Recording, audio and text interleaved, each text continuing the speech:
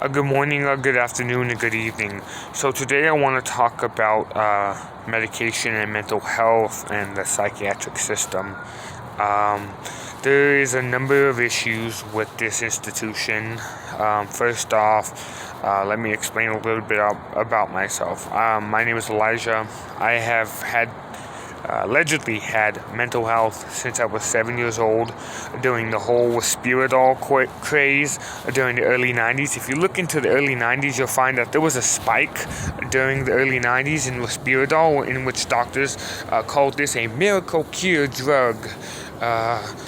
And then people started having side effects. Okay, now that's a problem because there's no such thing as a side effect. They were not having any issues prior to induction of medication. When the medication is given, it's not a side effect. It is a effect of the medication. This is a effect, not a side effect. People need to stop calling it a side effect. It is a effect of a medication. And then what do? They prescribe you a handful more of medication and pills. Well, this one you may have side effects, but if you do that, we'll just prescribe you this and this. So it's a pharmaceutical pushing company, and there's no such thing as a side effect in mental health.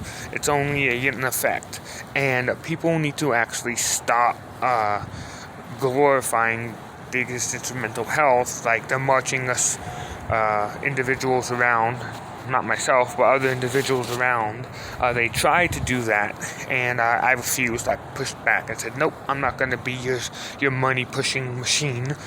So they I'll give you an example. There's a mental health program called the Putnam Clubhouse, who does an annual dinner or something like that to get donations, and then they pick an individual, and then they basically sing songs and basically try to get charitable donations. Those charitable donations don't go anything or do anything, have to do anything with helping the actual individual or the mental health system. It really just is to continue to fund these front programs like NAMI and Putnam and all these other mental health programs, which are destroying people's brains. Again, it causes brain atrophy when you have mental health, and you keep taking those pills because your brain is shrinking because you keep taking those pills. I will post a video, a link at the bottom of this page and at the top there of everything that I have said. You can't really give people medication without subjective testing. You want subjective testing in which there's absolute proof. It's undeniable. It's undisputable. And that's what we should really want, because this is a person's life you're dealing with. And if these medications are causing brain shrinkage, there has to be another way, because these pharmaceuticals keep pushing this. Now, this brings up an interesting subject regarding liability, because they have zero liability. The liability is absolutely nothing. They can get away with whatever they want. They have no liability for any physical injuries or anything that has to do with the medication. They are completely insulated, just like the Lawyers Board. And as you have seen, I have picked them up on. So, this goes to continue to show that the pharmaceutical companies don't care. They just are money driven. There's an interesting, I believe it's the CDC, who regulates medication, or it might be the FDA. These regulatory agencies who actually have nothing to do with the United States or anything. They only have to do with the District of Columbia. But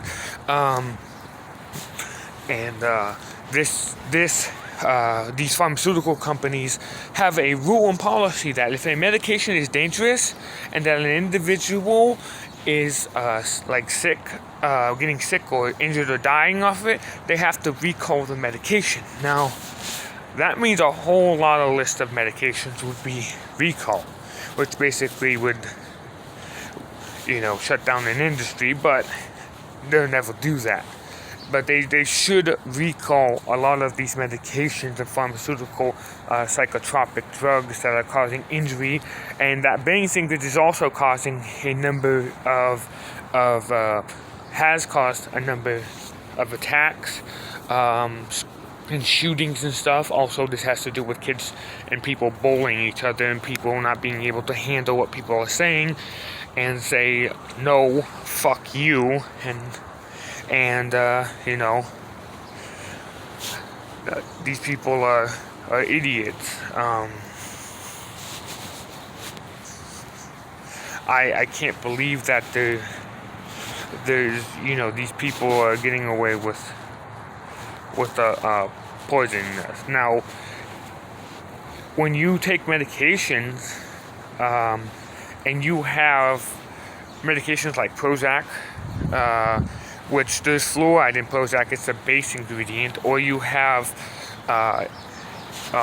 medication like trazodone or Risperdal, which can actually cause permanent tremors in hands. I was actually taken off medication because of stuff like that. So, I mean, it's very, very interesting that people are so quick to agree with a doctor without questioning. Well, what objective testing has you done? Well, we did some blocks and we did some... no. How does that prove mental health? That just proves his cognitive. And I'm good at one thing, but maybe I may not be good at another. That doesn't prove that I have mental health. That just proves that I suck at a lot of things. And so it's there's actually, again, no way. And these are the things that has to be argued in courts and stuff. People have to start saying, hey, we have rights too. And you do have rights. Thank you for watching. Share, subscribe, like, comment, share this video. We're on Twitter, YouTube, Facebook. You can find all the links down below. Thank you, watch and subscribe, and thank you for watching, and have a good day.